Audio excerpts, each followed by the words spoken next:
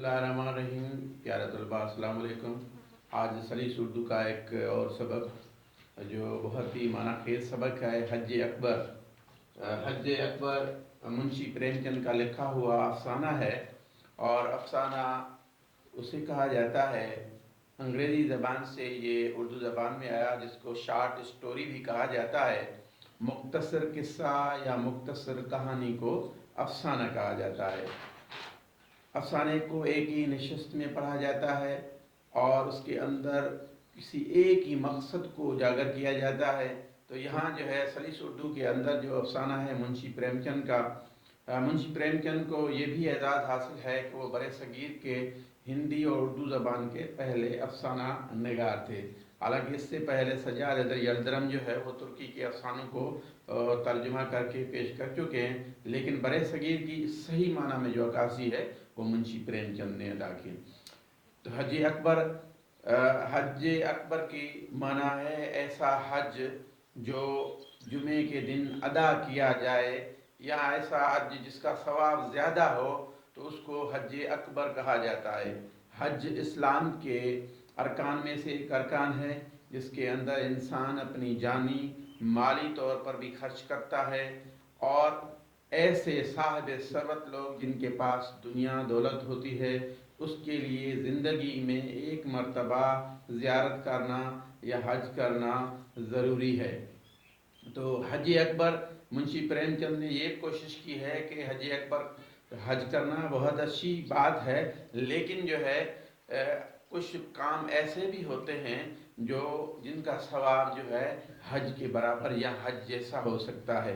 तो इस अफसाने के अंदर मुंशी प्रेमचंद ने बताया है कि असल में जो खिदमत है इंसान ज़ात की खिदमत करना, किसी इंसान की ज़िंदगी बचाना, इस तरह के जो काम हैं वो भी हज कहलाते हैं, या उसका सवाब भी हज अकबर जैसा है। किसी शायर का है कि दिल बदस्त आवर के हज अकबर अस्त, अज हजार काबा यक दिल बेहतर अस्त, काबा बनगाहे खलील अकबर अस्त, काबा बनगाहे खलील अकबर अस्त। और इस तरह यानी इसका मफ़हूम कुछ इस तरह है कि अल्लाह ताला ने जो इंसान को बनाया है तो इंसान का जो दिल है वो इंसान का घर है, एक काबे की मानंद है। और जिस तरह काबे को इब्राहीम अलैहिस्सलाम ने बनाया तो ये जो दिल है वो अल्लाह के क़याम का घर है। तो किसी की दिल को यानी रंजिश नहीं होनी चाहिए, किसी के दिल को नुकसान न पहुँचाए बल्कि उनकी दिल को खुश करना चाहिए। तो यहाँ जो है मैंने लिखा है कि सबसे पहले मुसन्निफ़ का तारुफ, तो मुंशी प्रेमचंद जो है बड़े सगीर के एक नामवर अफसानागार जो जिसका असल नाम जो है वो धनपत राय था। आप बनारस में जो है वो पैदा हुए 1880 में। आपके वालिद का नाम अजायब लाल था। प्रेमचंद ने उस दौर के रवायत के मुताबिक अपनी इब्तदाई तालीम अपने ही कस्बे में हासिल की और फ़ारसी ज़बान पर भी अबूर रखते थे। इसके अलावा हिंदी और उर्दू के अंदर जो है वो अपने ज़बान पर अबूर रखते थे और बाद में ये सिलसिला जारी रहा। मैट्रिक करने के बाद कसम पुरसी की हालत थी तो आपने मुलाजमत शुरू की, उस्ताद की हैसियत से जो है आगाज़ किया। उसके बाद आपने बीए किया और बीए करने के बाद जो है 1901 में आपने अफसाने लिखने शुरू किए। आपका पहला अफसाना दुनिया का अनमोल रतन के नाम से मशहूर हुआ। उसके अलावा जो है मुख्तसर अफसाना निगारी में 1905 में प्रेमा नामी अफसाना भी लिखा। इसके अलावा ये मुंशी प्रेमचंद ने सिर्फ नहीं अफसाने नहीं लिखे बल्कि नावल भी लिखे हैं। आपके तकरीबन 300 से ज़्यादा अफसाने और जो है 14 जो है वो नावल हैं, और इसके अलावा मज़ामीन भी लिखे हैं और बहुत सारी तहरीरें आपके मौजूद हैं जो एक सरमाया है। तो मुंशी प्रेमचंद ने असल में ख़ास तौर पर अपने अफसानों में शहरी ज़िंदगी और देहाती ज़िंदगी, एक किसान की ज़िंदगी को उजागर किया है कि देहात के अंदर लोग किस तरह ज़िंदगी बसर करते हैं। उसके अंदर एक सरमायादारा निज़ाम जो होता है یا اس کے اندر ایک مزدور کی زندگی کس طرح بسر ہوتی ہے، اس کو کون کون سی تکالیف ہوتی ہیں، اس کی اگر صحیح کوئی ترجمہ نہیں کرتا ہے تو وہ منشی پریم چند کے افسانوں میں نظر آتی ہے۔ منشی پریم چند کے افسانوں کو بہت سارے زبانوں میں بھی ترجمہ کر کے پیش کیا گیا ہے، ان کو ڈراماٹائز بھی کیا گیا ہے۔ اس کے علاوہ منشی پریم چند وہ پہلے افسانہ نگار ہیں جن کے اندر حقیقت پسندی ہے، ایک مقصد ہے، اور دیہی معاشرے کی اس طرح عکاسی کرتے نظر آتے ہیں کہ ان کے اندر جو سماجی مسائل، غربت و افلاس اور فرسودہ رسومات کو اپنے انسانوں کا موضوع بنایا ہے۔ مقصدیت اس کی پریم چند کے تمام افسانوں اور ناولوں کے اندر جو ہے نمایاں حیثیت رکھتی ہے۔ پریم چند ترقی پسند تحریک سے بھی بہت متاثر تھے، انہوں نے ہندوستان کے عوام کی حیات اور مسائل کا گہرا مشاہدہ کیا ہوا تھا اور اپنے ہم وطنوں سے پیار تھا، لہذا پریم چند نے اپنے قلم کے ذریعے ہندوستان کے کسانوں اور غریب عوام کی اصلاح اور معاشرتی بہتری کے فریضے کو سر انجام دیا۔ یہی وجہ ہے کہ ان کے افسانوں میں مقامی رنگ جو ہے وہ نمایاں نظر آتا ہے۔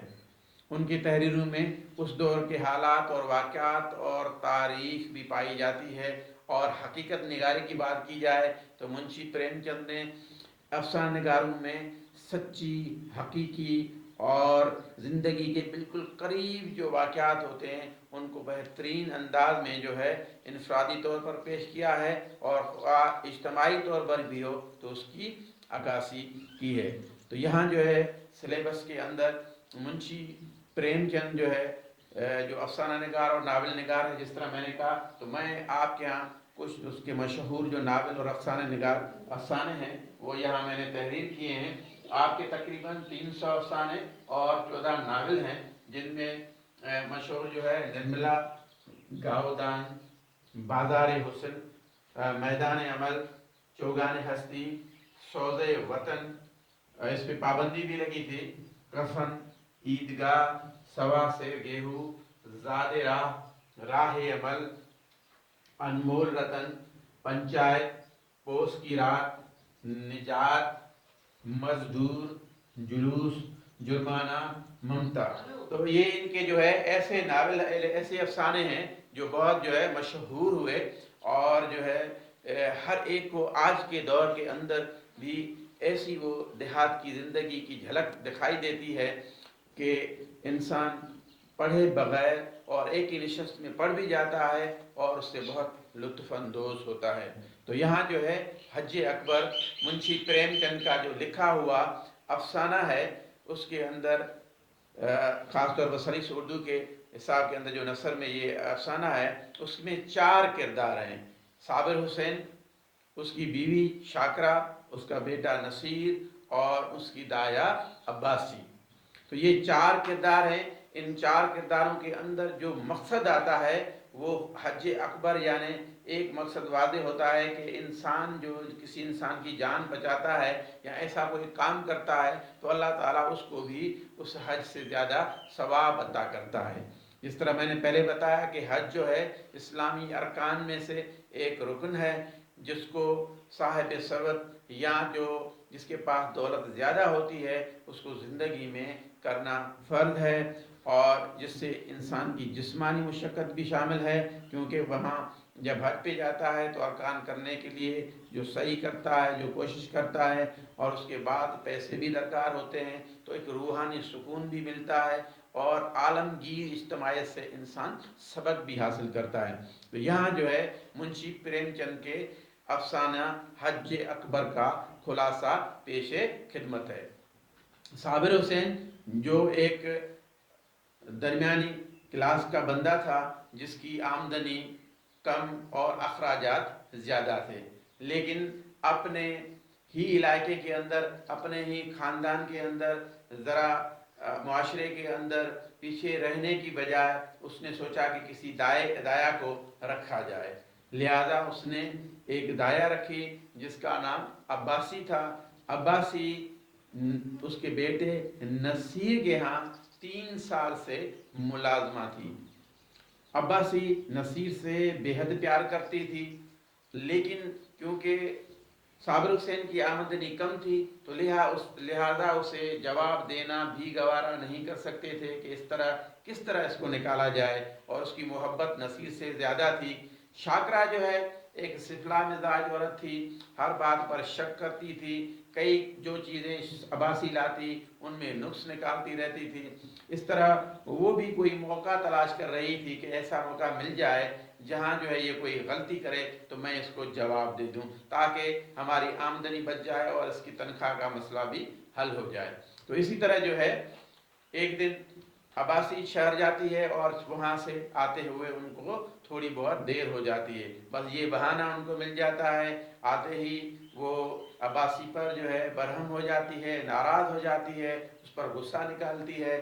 تو یہ روزانہ کا معاملہ تھا۔ عباسی نے سوچا کہ شاید جو ہے میرے خاموش رہنے سے یہ مسئلہ حل ہو جائے گا۔ اس نے اشاروں میں نصیر کی طرف اشارہ کیا، نصیر اس کی طرف جیسے ہی دوڑا تو شاکرہ نے اس کو باز کی طرف جھپٹ لیا اور اس کو کہا کہ یہ تمہارے بغیر مر نہیں جائے گا۔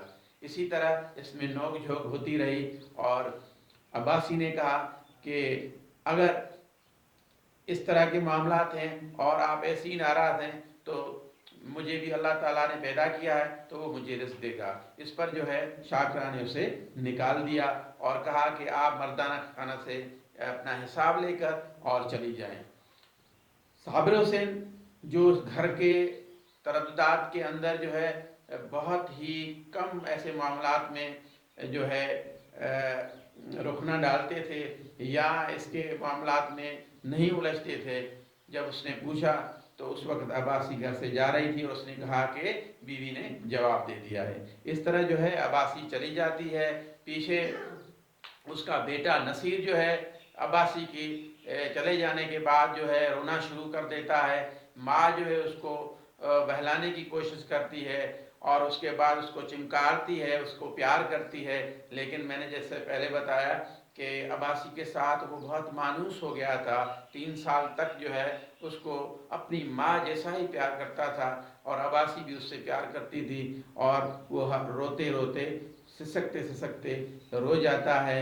ماں اسے خوف دلاتی ہے، الو سے ڈرانے کی بات کرتی ہے، ہوا، پھر اس کو راضی کرنے کے لیے میلہ دکھانے کی، یعنی مختلف جو ہے ایسی چیزیں بتاتی ہے جس سے بچہ جو ہے وہ رونا بند کرے، لیکن جو ہے وہ بچہ ہے کہ روتا ہی جا رہا ہے، اور اس طرح نصیر جو ہے وہ سسکتے سو جاتا ہے اور والدہ اس کی شاکرہ جو ہے اپنے گھر کے کام کاج میں لگ جاتی ہے۔ اس کے بعد جب یہ عباسی چلی جاتی ہے بچے کی حالت بگڑ جاتی ہے، نصیر بیمار پڑ جاتا ہے اور اس کے بعد جو ہے ان کا علاج شروع ہو جاتا ہے، لیکن علاج کے اندر کوئی افاقہ نہیں ہوتا۔ اسی دوران صابر حسین جو ہے بہت غصہ کرتے ہیں اپنی بیوی پر اور ان کو کہتے ہیں کہ اگر اس بچے کو ہوا تو اس کی ذمہ وار آپ ہوں گے۔ آخر ماں بھی جو ہے اس کی ممتا ہے، اس نے سوچا کہ میں نے بہت غلطی کی ہے، ایک دن اس سے پچھتا ہوتا ہے اور سوچتی ہے کہ کسی بڑے حکیم کو لائیں تاکہ اس کا علاج ہو جائے، جس پر شاکر حسین اسے کہتا ہے، صابر حسین کہتا ہے کہ آپ چاہے لقمان حکیم کو ہی کیوں نہ بلا دیں لیکن اس کو افاقہ نہیں ہوگا۔ تو اسی طرح جو ہے ماں جو ہے آخر اس کی ممتا جاگتی ہے، وہ بہت افسوس کرتی ہے اور کہتی ہے کہ اگر میرا گھر جو ہے دیکھا ہوا ہوتا تو میں کب کے عباسی کو منع کر لاتی۔ اس پر جو ہے صابر حسین اسے کہتا ہے کہ آپ جو ہے نہ جائیں، میں اس کو منانے کے لیے منت سماجت کر کے اس کو لے آؤں گا۔ دوسری جانب دوسرا حصہ جو ہے وہ عباسی کی حالات اور واقعات پر ہے۔ عباسی کو اس کے اندر منشی پریم چند نے خوبصورت الفاظ میں جو ہے سمیٹا ہے کہ عباسی کا خاندان کبھی گلاب کے پودے کی مانند تھا اور رفتہ رفتہ خزاں نے ان کی پتیاں جھاڑ دی اور آہستہ آہستہ وہ اپنے خاندان میں اکیلا رہ گئی تھی۔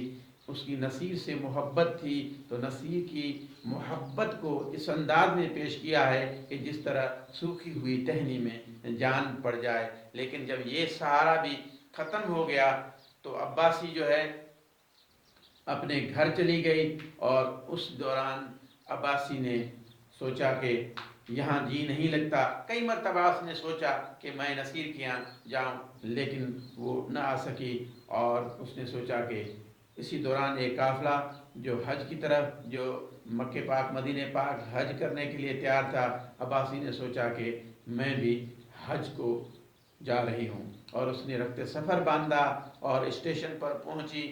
یہاں صابر حسین جو ہے عباسی کے اطاعت میں لگتا ہے، اس کے گھر پر پہنچتا ہے، وہاں یہ پتہ چل جاتا ہے، اسے چلتا ہے کہ عباسی جو ہے حج کو جا رہی ہے، اور آج جو ہے وہ اسٹیشن سے ریلوے کے ذریعے ہو جائے گی۔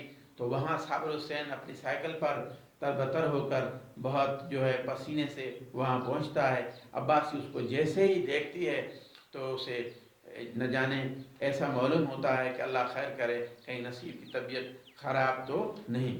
تو وہ عباسی ویسے بھی جو ہے نصیر سے بے حد محبت کرتی تھی، ہمیشہ ان کے کم کھانے، اس کے بعد نظر بد سے بچنے کے لیے تائل کنڈے کراتی، اس کو اپٹن ملتی، اس کے صحت کا ایسا خیال رکھتی کہ ماں بھی اس پر رشک کرتی۔ تو اس کا دل دھڑکنے لگا اور دہکنے لگا۔ اس نے سوچا کہ خدا خیر کرے، جو ہے صابر حسین اس حالت میں آ رہے ہیں، اور اس نے جان بوجھ کر ریلوے کی کھڑکی سے اپنا سر باہر نکالا تاکہ جو ہے صابر حسین اسے دیکھ سکے۔ اور صابر حسین نے جب دایا کو دیکھا اور اس کو کہا کہ آپ جو ہے حج پہ جا رہی ہیں، اس نے کہا ہاں میں حج پہ جا رہی ہوں، بتائیے نصیر کی طبیعت کیسی ہے؟ تو صابر حسین نے پرچشم آنکھوں سے درد بھرے لہجے میں کہا کہ انشاءاللہ اللہ چاہے گا تو اس کو زندگی مل جائے گی، وہ تو اسی دن سے بیمار ہے جس دن سے آپ اس کو چھوڑ کر آئی، تمام حکیموں کا علاج بے سود ہو گیا ہے۔ یہ بات کہنی تھی، اور عباسی کا دل دھڑکنے لگا، اور بے چین ہو کر کولی کو بلایا، کولی کو کہا کہ میرا سامان دیجئے، حج وج مجھے نہیں کرنا، اور حج زندگی رہی تو پھر کبھی چلیں گے۔ اسی طرح وہ کوچوان پر، ٹانگے پر سوار ہوتی ہے، ہر وقت اسے بے چینی ہوتی ہے اس طرح کہ وہ جلدی سے پہنچ جائے۔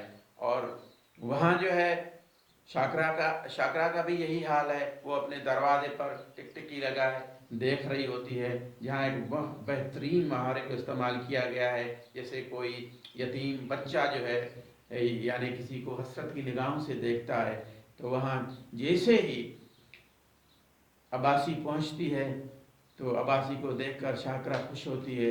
بچہ جو ہے وہ بخار میں مبتلا ہے، زکام میں مبتلا ہے، بہت ہی کمزور ہو گیا ہے۔ اس کو شاکرا کہتی ہے آپ دیکھیں بیٹا، دیکھیں عباسی آئی ہے، جس کو محبت میں انا انا کہتا تھا۔ وہاں عباسی کو جیسے ہی نصیر دیکھتا ہے تو بہت ہی خوش ہوتا ہے، اس کو گلے لگا دیتا ہے، ان کو پیار کرتی ہے عباسی۔ اور اسی طرح نصیر کی بیماری آہستہ آہستہ یا اس کے میلاب سے، اس سے ملن سے اسی دن ختم ہو جاتی ہے۔ ایک دن جو ہے عباسی صحن میں کام کر رہی تھی تو شاکر نے کہا کہ ہم عباسی کو بھگا دیں گے، تو نصیر نے کہا کہ یہ رو جائے گی، یہ رو لے گی۔ تو اس کے بعد جو ہے عباسی نے کہا کہ آپ نے مجھے تو حج نہیں کرنے دیا، جس پر صابر حسین نے کہا کہ آپ کو حج اکبر کا ثواب ہے، کیونکہ وہ آپ نے ایسا کام کیا ہے کہ کسی کی زندگی کو بچا لیا ہے۔ تو یہ زندگی میں اندر یا کچھ ایسے کام بھی ہوتے ہیں جو اگر انسانیت کو بچایا جائے تو اس کا ثواب بہت زیادہ ہوتا ہے۔ اسی لیے شاعر نے کہا ہے کہ دل بدست آور کے حج اکبر است، از ہزار کعبہ یک دل بہتر است، کعبہ بنگاہ خلیل اکبر است، دل گزرگاہ جلیل اکبر است۔ یعنی جو کعبہ ہے اس کو ابراہیم علیہ السلام نے تعمیر کیا، لیکن جو دل ہے وہ اللہ کا گھر ہے، تو کسی کو تکلیف نہیں دینی چاہیے، بلکہ ان کی مدد کرنا بھی حج کا ثواب ہے۔ تو یہ مختصر ایک خلاصہ تھا جو میں نے آپ کے ہاں حج اکبر جو ہے پیش کیا۔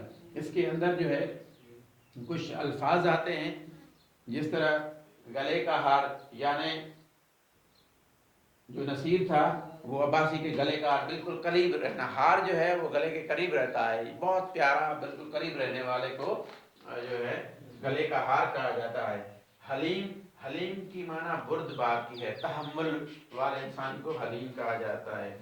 बदगुमान यानी बुरा गुमान करने वाला जो है उसको बदगुमान कहा जाता है। इसी तरह एक और लफ्ज है बरहम, बरहम होना नाराज होना, किसी पर गुस्सा निकालना। और एक लफ्ज है तरद्दुद, तरद्दुद की माना है परेशान होना,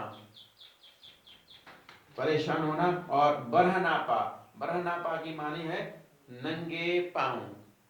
और तई, तई बलाना गम भुलाना।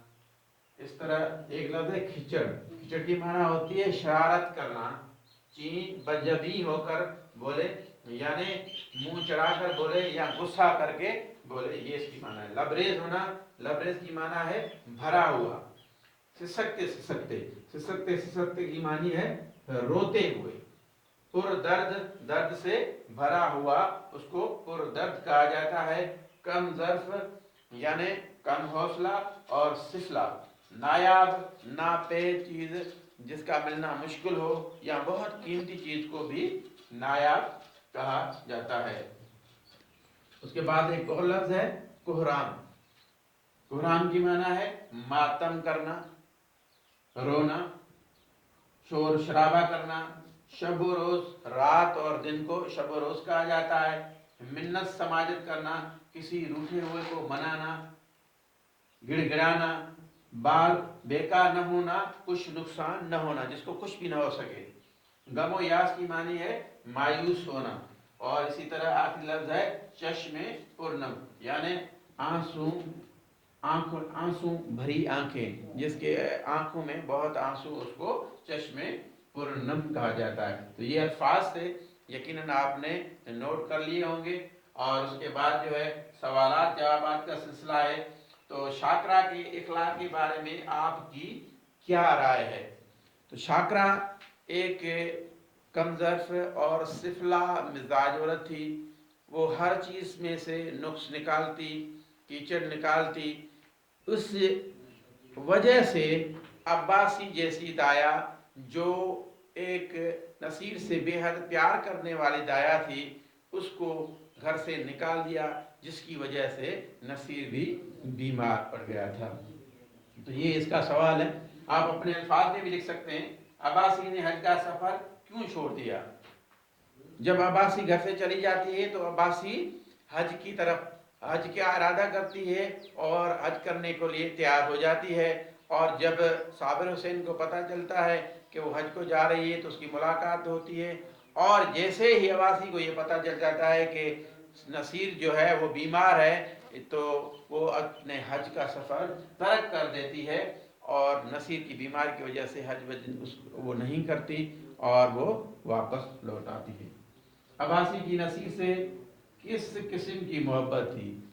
अब्बासी नसीर से बहुत मानूस हो गई थी। 3 साल के यहाँ वहाँ मुलाजमत करती थी। और अब्बासी अपने ऐसा नसीर से ऐसी मोहब्बत थी कि उस पर माँ भी रश्क करती थी, हर वक्त उसकी सफाई सुथराई और खुराक का ख्याल रखती। नज़र बद से बचाने के लिए लोग दूसरी औरतों के सामने उसकी कम खुराकी का हुनर होती, ताइज गंडे कराती, ताकि इसको जो है कोई नज़र बद न लग जाए, और हमेशा कम खुराकी की बात करती।